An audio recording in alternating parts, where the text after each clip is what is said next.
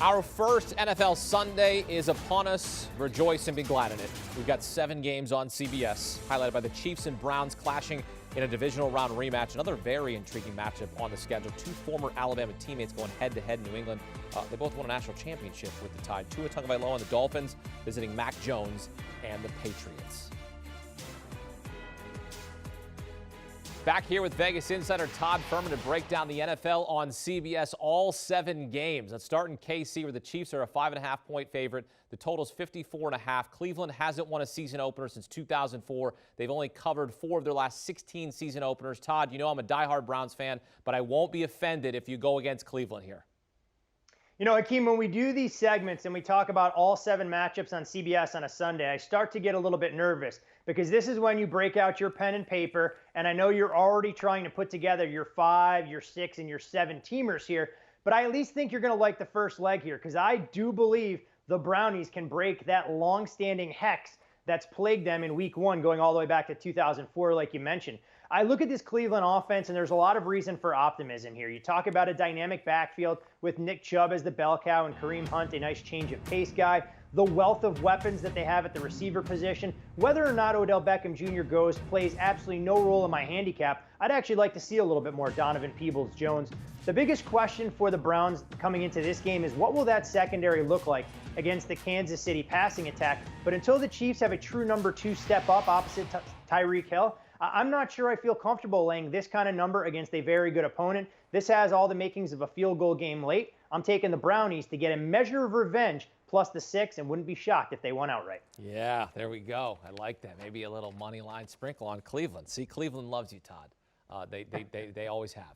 Another very intriguing matchup on the schedule. 2 former Alabama teammates going head-to-head in Foxborough. Tua Tagovailoa and the Dolphins visiting Mac Jones, the Patriots. New England, a 3-point favorite, total 43.5. The home team won each meeting last season. Under was 2-0. You picking a side or eyeing the total in this one?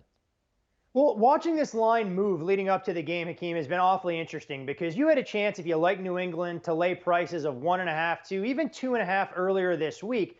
Then the Dolphins announced that Austin Jackson won't be available, and it changes the complexion of what the building blocks will be up front for Miami. I think a lot of people are ready to eulogize Tua as he enters his sophomore season. You know, he didn't compare at all as far as stats were concerned with Justin Herbert last season, but I love what Miami did this offseason. They went out there, they got him some weapons. You add the likes of Jalen Waddle through the draft or Will Fuller coming over from the Houston Texans via free agency, and I think this Miami defense is slightly underrated. This is still Mac Jones making his first ever start in the National Football League, and when you look at Brian Flores and Bill Belichick, these 2 guys know each other all too well. I think this is going to be a good old-fashioned slugfest within the division. I'm going to go under the total here, and if it got to 3.5, I might be forced to value bet Miami in this spot as well.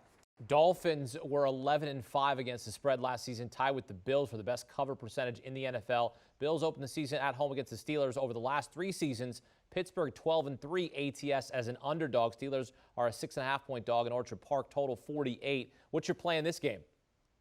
You know, this is a game that I've struggled with. It's awfully interesting when you look at the actual number here because when these teams met last year, we actually saw the Steelers open as a 1.5-point road favorite. That number quickly swung to Buffalo, a 1.5-point chalk. And in a game that wasn't exactly the most aesthetically pleasing with some lake effect snow, Buffalo was able to win and cover comfortably. At 6.5, I think it's the perfect point spread as we try and figure out what this Steelers offense will look like under the guidance of new offensive coordinator Matt Canada. So for me, I want to go over the total here. I think we're going to continue to see Brian Daboll be aggressive, throw on early downs, and really test this Pittsburgh Steelers defense that's without Steven Tuitt up front. We know Bud Dupree, who tore his ACL last year, bolted for the Tennessee Titans. And while Minkah Fitzpatrick can be a disruptor along with TJ Watt, I think Buffalo's going to have some success moving the ball. I think Pittsburgh will be playing from behind. They'll chuck it all over and look to get their newfangled weapon in Najee Harris involved. I'm going to go over the total here. Would love this number to tick down just a touch further to go over 48. Both teams in the top 3 in points per game last season. Certainly that helps the overplay here in Week 1. As you know, there's a saying in wagering, the trend is your friend. I also say knowledge in my money in your pocket. The 2 best words in sports are winning wager. But the trend can be your friend, and there's a nice trend to consider in our next matchup. The over 21-4-1 with Ryan Tannehill as the Titans starter. Tannehill and the Titans host Kyler Murray and the Cardinals as a 3-point favorite. Total 53.5. Do you like the trend to the over, or is there another play that's more friendly to you, Todd?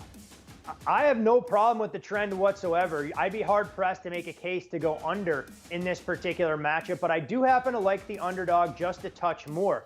When I look at this Arizona team, I love the offseason additions, both on the offensive and defensive side. You bring in A.J. Green on a contract that's extremely franchise-friendly. You get James Conner to help bolster your goal line offense. I'm not sure he's a 20 to 25 carry guy at this point in his career, but that's why you pair him alongside Chase Edmonds.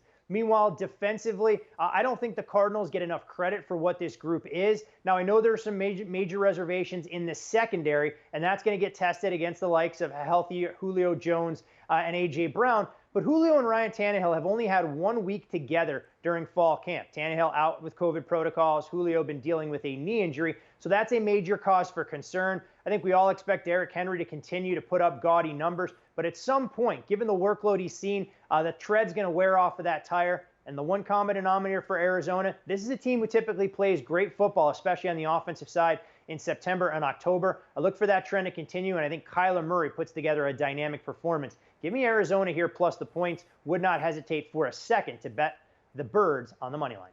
All right, outside of our nation's capital, the Washington football team plays host to the reigning offensive rookie of the year, Justin Herbert, and the Chargers. Washington has Fitzmagic. He's 13-5 against the spread in his past 18 starts. Washington a short 1-point favorite. Total's 44.5. What are you eyeing in this game? You know, pretty incredible, Hakeem, when you look at Fitz. This will be the 9th team that'll actually take reps for as a starting quarterback. It speaks about his durability and what he can bring to franchises as a stabilizing influence under center. Now, Washington dealt a little bit of a blow. Curtis Samuel landing on IR. A lot was expected of him opposite Terry McLaurin in this offense. But I think Antonio Gibson out of the backfield is a rising star. However, this game for me in the handicap is all about Washington's defensive front matched up against a revamped Chargers offensive line.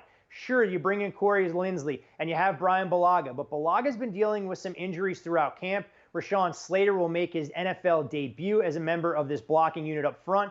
And what a matchup we'll have there with Chase Young along with his other #1 draft picks, cohorts there, being able to put pressure on Justin Herbert. Let's also not ignore the fact that for as good as Herbert was last year, this will be the first time in his NFL career he'll play in a true road start. And what do I mean there? There'll be fans in the building making noise, so let's see how he handles the composure levels there. I think the first half can be a bit choppy, given the fact that Brandon Staley's bunch didn't take any reps together during the preseason. Give me the Washington football team. Pick them in the first half. I like that, -110. Okay. Elsewhere, #1 overall pick Trevor Lawrence makes his regular season debut on the road against the Texans. Last 13 QBs selected #1 overall are 0-12-1 in their first career start. Last one was David Carr in 2002. Tyrod Taylor will start for Houston. Jags are a 3-point favorite. Total is 45.5. Do you like anything in this game? And even more rare, too, Hakeem, to see a #1 overall rookie quarterback paired alongside a rookie head coach as a road favorite. But I think that speaks to the overall talent level for the Houston Texans, where I'll say half jokingly, there might be some teams in the CFL that can match up a little bit better. But they still are NFL players. Tyrod Taylor is a gamer.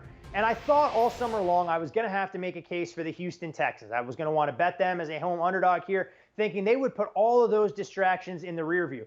And then I remembered, Hakeem, you know what? I don't have to bet every NFL game, especially on Sunday, even if they are on our beloved network. So I'm going to pass on this football contest. I want to see what Jacksonville looks like offensively in Trevor Lawrence's debut. And I want to see how bad the Houston Texans can be this year. There's a reason their win total at Caesars William Hill sits at 4. And I imagine bookmakers across this fine country are struggling to find folks looking to make a compelling case to go over. I like the discipline there, because it's not about quantity. It's about quality. Sometimes the best game to wager on is the game off the radar, a game nobody's paying attention to. You look at games in college football, there's these games, you know, that don't matter to anybody except the two schools, and sometimes you find some value. Sometimes there's just not anything to wager on in some of these games. All right, we've got a revenge game in Charlotte where Sam Darnold and the Panthers host Zach Wilson, the Jets. Darnold played his first 3 seasons with the Jets, then was traded to Carolina this past offseason. Panthers are a 4-point favorite. Total's 44. Do you think Darnold wants to stick it to his old team, and does that impact your approach in this game? Oh, 100% Sam Darnold's going to want to go out there and prove to the Jets, look, this is what you guys gave up on. Sure, Zach Wilson may be a nice piece, but I'm going to go out there and prove to you what you had and you didn't even realize it. This game, when you watch the number move throughout the course of the offseason, did get as high as Carolina -5. You've seen a little bit of an appetite for the Jets, but I'm not going to try and attack a side here because I'm not quite sure what we're going to get from the Jets as far as a complete football game. I'm going to go over the total, and I know it's a little bit scary with a rookie quarterback in hostile territory and two defensive-minded head coaches who aren't going to have that aggro-aggressive approach in 4th and short, especially in plus territory. But I think this number is low. I think Carolina's offense takes a major step forward here. DJ Moore, one of the more unheralded weapons out there. You look at Christian McCaffrey's healthy return. Let's see what his usage rate looks like. I can't imagine Matt Rule is going to run him into the ground knowing how big a grind this extra game will take on some of these marquee backs. Meanwhile, on the other side, this Jets receiving core a little bit underrated in my opinion. I think Zach Wilson will go out there and flash why he was the number 2 pick in the draft. I'm going to go over the total at 44. This is a big game for fantasy as well, at least for me. Whirling Dermish has DJ Moore in his lineup. My opponent has Robbie Anderson. So I get it. Sam Darnold's going to want to stick it to the Jets and say, look, you could have had this pass-catching duo here, but now we got it in Carolina. I'm looking for DJ Moore, a couple touchdowns here, and Todd's looking for the over of 44. Todd, appreciate it. Enjoy the games on Sunday. Happy week 1 to you as we continue here on CBS Sports HQ. 7 games in week 1 on CBS. Here's a look back at Todd's picks. He likes the Browns to stay within 5.5. I like that too. He likes the under between the Dolphins and Patriots. Tua Tagovailoa visiting his former Alabama teammate Mac Jones and the Patriots. Over between the Steelers and Bills. Top 3 in points per game last season. Total there 48. Likes the Cardinals on the road getting 3. Washington in the first half. That's a pick 'em there. You got to lay -110. So nice price there. Some value there for Todd in the first half with the Washington football team. And over between the Jets and Panthers of 44. Do you want a sports network that delivers everything that matters about the game? The highlights, the picks, the instant analysis, no yelling, no fake debates, no politics. Hit the subscribe button and never miss a moment.